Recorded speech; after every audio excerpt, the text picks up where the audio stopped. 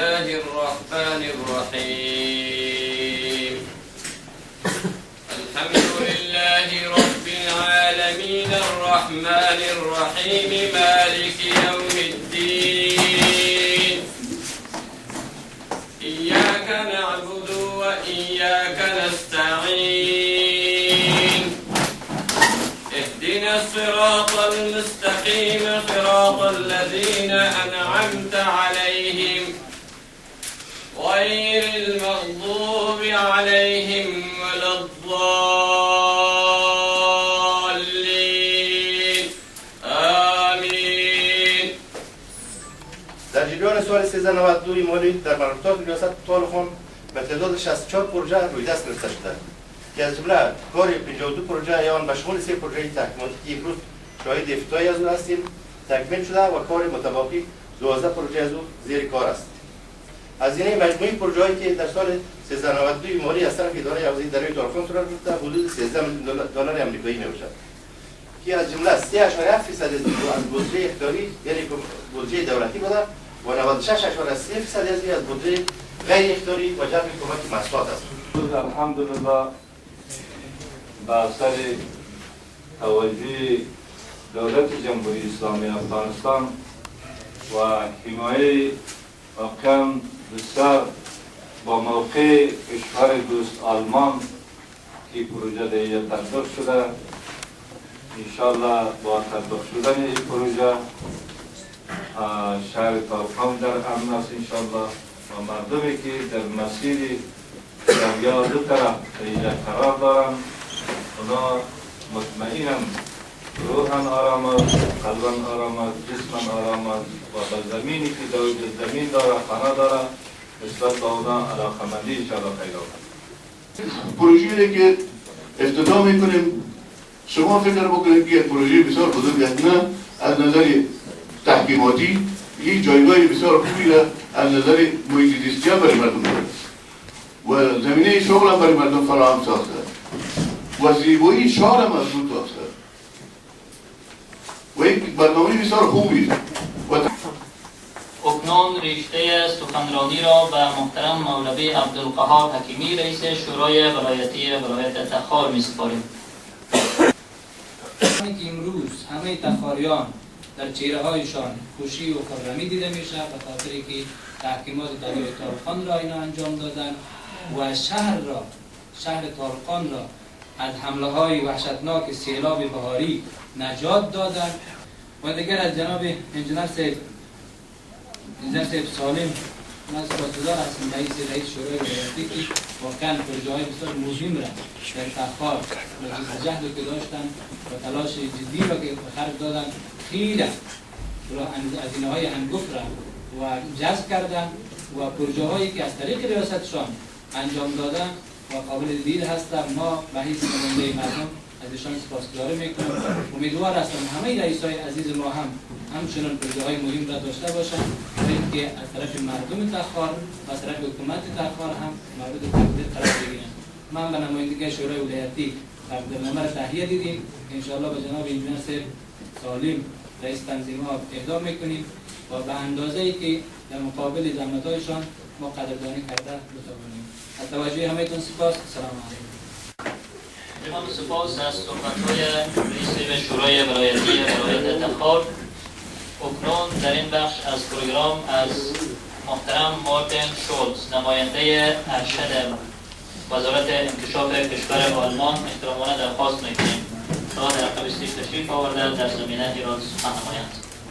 The RIDF, the Regional Infrastructure Development Fund, which is implemented by the KfW Development Bank, is one of these two funds, and it is through the RIDF that the funding that has been provided for the project that we are about to hand over today has been channeled. In fact, if we add up all the 5 components of the program, we come to an overall investment of $6.6 million, which is almost the equivalent to 5 million euros. And that is one of the biggest German contributions under the umbrella of the RIDF so far.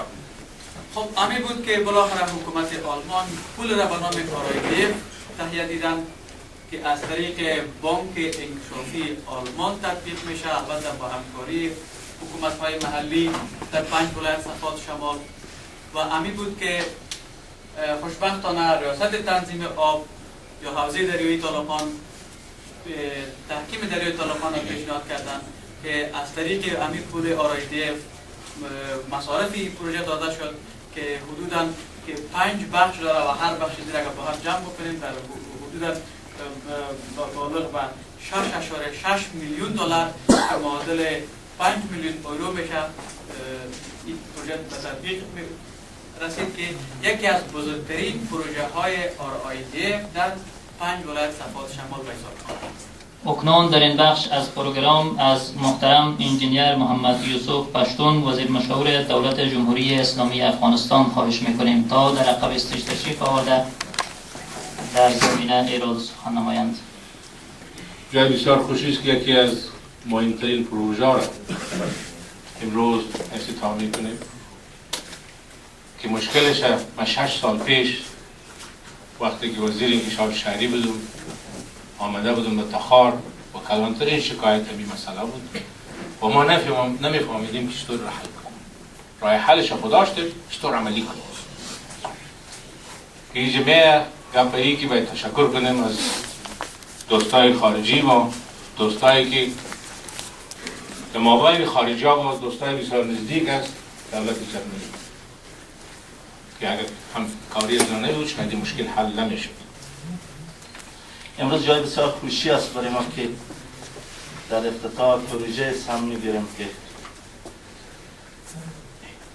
3 یا 4 سال قبل که هر دفعه که اینجا می آمدین یکی از دغدغه های مهم مردم و مسئولین آب ما در ولایت تخار همین بود که شهر طالقان در حال تخریب است. راه حل از چی؟ تلاش میکردیم که هر چیز زودتر کاری برای انجام بشه، اما متاسفانه با توجهی که مقدار دست ما هم بند بود و از نظر بودجه در مضیقه هستیم واقعا تشویشی بود که خوشبختانه امروز مراسم ختم پروژه خوشهای پروژه امروز برگزار میکنیم.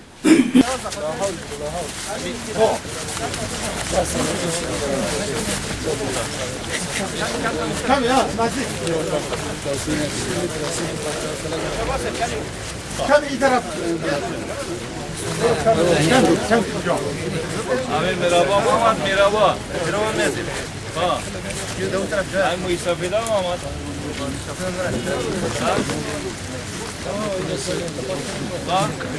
خداوند نیک مبارک کنه با امید بازسازی های دوامدار صلح دائمی در افغانستان. خداوند نیک مبارک کنه.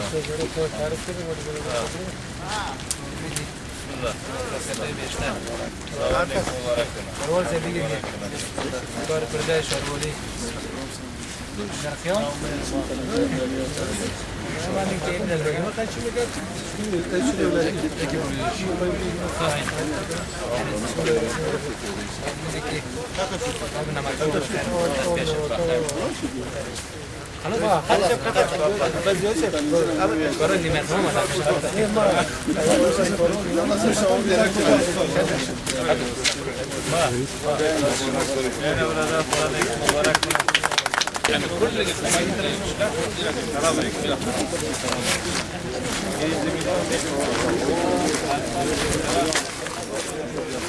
اما چی ما راست گرفتیم تقدیر ما را بخشون داد تاکس ها که ده